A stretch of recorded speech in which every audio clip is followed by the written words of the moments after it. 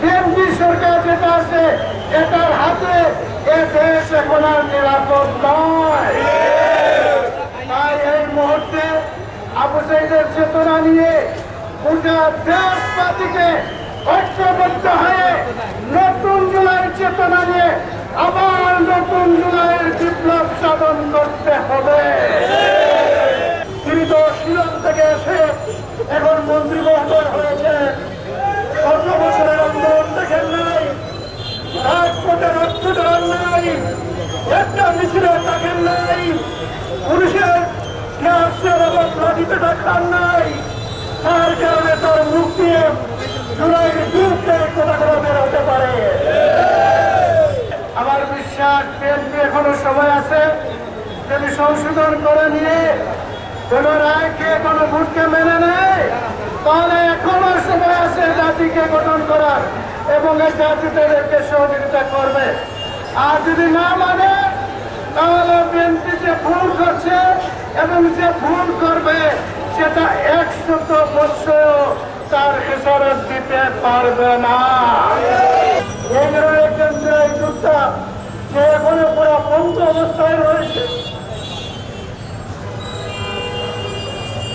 সে এখনো ভালোভাবে হাঁটতে পারে না, এখনো জীবন যুদ্ধে এই কঠিন যন্ত্রণা নিয়ে তাদেরকে এগিয়ে যেতে হচ্ছে।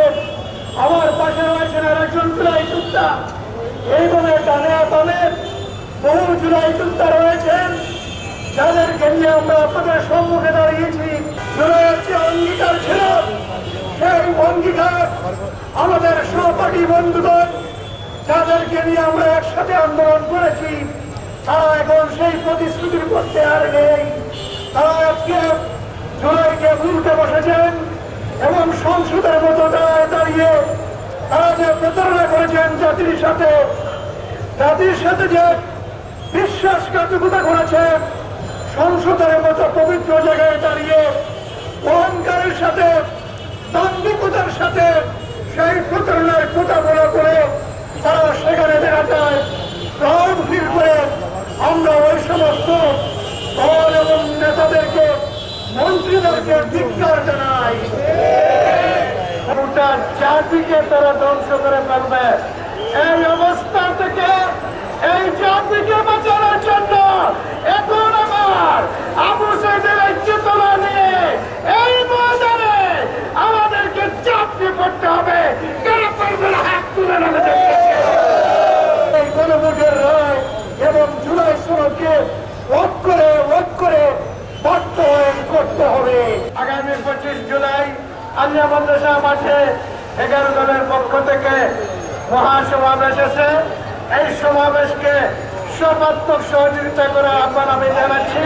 আর সাথে সাথে এই দেশবাসীকে এই সরকারের বিরুদ্ধে ঐক্যবদ্ধ হয়ে নতুন আন্দোলনে ঝাঁপিয়ে পড়ার উদাত্ত আহ্বান